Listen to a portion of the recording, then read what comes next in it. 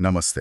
आज हम भारत की अर्थव्यवस्था पर जो ताज़ा रिपोर्ट आई है, उस पे ज़रा गहराई से बात करेंगे। कुछ बड़े दिलचस्प आंकड़े हैं इसमें।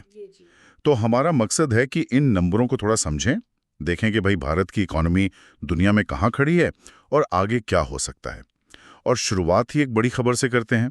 रिपोर्ट कह रही है कि भारत अब दुनिया की चौथी सबसे बड़ी अर्थव्यवस्था बन गया है। चलिए इसी पर बात करते हैं। रिपोर्ट के मुताबिक 2025 में भारत की नॉमिनल जीडीपी मतलब मौजूदा कीमतों पर करीब 4.19 ट्रिलियन अमेरिकी डॉलर पहुंचने का अनुमान है और इसी से भारत दुनिया में चौथे नंबर पर आ गया है। ये तो वाकई एक बहुत बड़ा आंकड़ा है। जी हाँ, ये काफी प्रभावशाली है।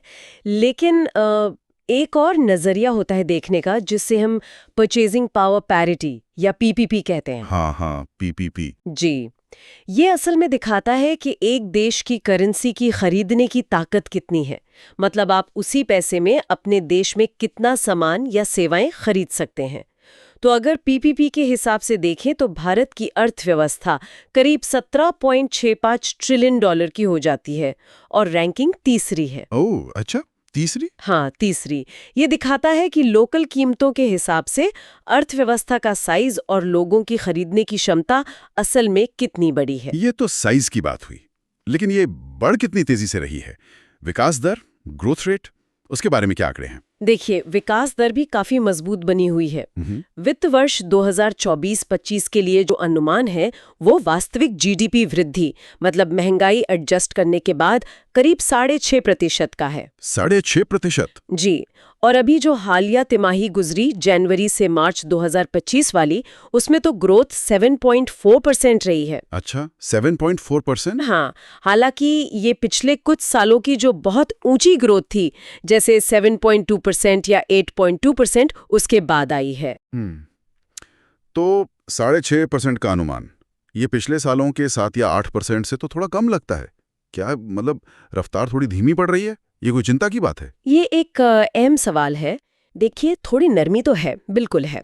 हो सकता है ग्लोबल कारण हो या बेस इफेक्ट हो, लेकिन जो समझने वाली बात है वो ये कि इस 6.5% की दर के साथ भी भारत अब भी दुनिया के सबसे तेजी से बढ़ने वाली जो प्रमुख अर्थव्यवस्थाएं हैं उनमें सबसे आगे है। अच्छा, ये पॉइंट महत्वपूर्ण है। जी, और आगे के लिए भी अनुमान यही है कि 2025-26 तक ग्रोथ लगभग 6.3% से 6.8% के बीच स्थिर रह सकती है, जो कि मौजूदा वैश्विक माहौल में काफी अच्छा माना जाएगा। दिलचस्प।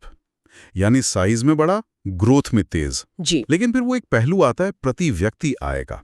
वहां तस्वीर थोड़ी अलग हो जाती है ना? बिल्कुल। यहीं पर मामला थोड़ा पेचीदा हो जाता है।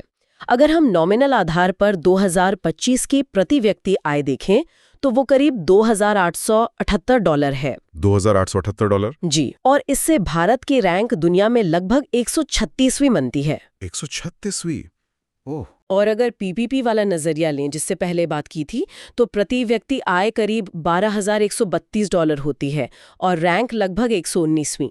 तो ये इतना बड़ा अंतर क्यों? मतलब हम चौथी सबसे बड़ी अर्थव्यवस्था हैं, लेकिन प्रति व्यक्ति आय में इतने पीछे, इसके पीछे क्या मुख्य वजह है? इसकी सबसे सीधी और बड़ी वजह है भारत की विशाल आबादी। जब आप इतने बड़े जीडीपी के आंकड़े को, वो जो $4 ट्रिलियन से ज्यादा है, उसे 1.4 अरब से ज्यादा लोगों में बांटते हैं, हाँ। तो प्रति व्यक्ति हिस्सा अपने आप ही काफी कम हो जाता है। कई विकसित देश या कुछ विकासशील देश भी जिनकी आबादी बहुत कम है, उनकी कुल अर्थव्यवस्था भले ही हमसे छोटी हो, पर प्रति व्यक्ति आय काफी ज्यादा दिखती है। समझ गया। सुधार तो हो रहा है इसमें, लेकिन ये एक लंबी चुनौती है इस गैप को कम करना। सही बात है। और रैंकिंग में आगे बढ़ने की बात करें तो? रिपोर्ट में जापान और जर्मनी का भी जिक्र था शायद। हाँ, बिल्कुल। एक बड़ा माइलस्टोन तो यही रहा कि 2025 की शुरुआत में भारत ने नॉमिनल जीडीपी में जापान को पीछे छोड़ दिया और चौथा स्थान हासिल किया। जी। और अब जो अनुमान लगाए जा रहे हैं वो ये कि अगर ग्रोथ की यही रफ्तार बनी रही तो अगले कुछ सालों में, शायद 2028 से 2030 के बीच, हाँ। भारत जर्मनी को भी पीछे छोड़कर दुनिया की तीसरी सबसे बड़ी अर्थव्यवस्था बन सकता है। तीसरी, जर्मनी को पीछे छोड़कर? जी हाँ, ये मतलब ग्लोबल इकोनॉमी में एक बहुत बड़ा शिफ्ट होगा। बिल्कुल। तो अगर हम ये सारी बातें जो हमने की, इनको एक साथ रखें, तो मतलब निचोड़ क्या निकलता है? क्या मुख्य बातें? देखिए, निचोड़ ये है कि भारत एक बहुत बड़ी और तेजी से बढ़ती हुई आर्थिक शक्ति है, इसमें कोई शक नहीं। हाल ही में जापान को पीछे छोड़ा है, जल्द ही जर्मनी से आगे निकलने की पूरी संभावना दिख रही है। विकास दर थोड़ी धीमी जरूर हुई है पिछले सालों से, पर अब भी दुनिया में सबसे तेज है प्रमुख अर्थव्यवस्थाओं में। हाँ, लेकिन वो जो दूसरा पहलू है प्रति व्यक्ति आय वाला, वो एक चुनौती है, जिसका सीधा ताल्लुक हमारी बड़ी आबादी से है। ये दिखाता है कि ठीक है, इकॉनमी बड़ी हो रही है, पर उसका फायदा हर एक नागरिक तक पहुंचना, वो अभी एक सफर बाकी है उसमें। बिल्कुल सही कहा आपने। ये आंकड़े भारत की जो ताकत है, जो पोटेंशियल है, उसको दिखाते हैं। भविष्य मजबूत दिख रहा है, इसमें दो राय नहीं। पर ये सब हमें एक जरूरी सवाल पर भी लाता है सोचने के लिए कि ये जो इतनी तेज आर्थिक तरक्की हो रही है, जो हेडलाइन नंबर्स इतने अच्छे दिख रहे हैं, इसका फायदा समाज के हर तबके तक, खासकर जो निचले पायदान पर हैं, उन तक बराबरी से कैसे पहुंचेगा। सिर्फ जीडीपी का साइज बढ़ाते जाना ही काफी नहीं है, उस बढ़त का बंटवारा सही और समान हो, ये सुनिश्चित करना असली चुनौती होगी। ये एक ऐसा पहलू है जिस पर मेरे ख्याल से आने वाले समय में लगातार ध्यान देना होगा।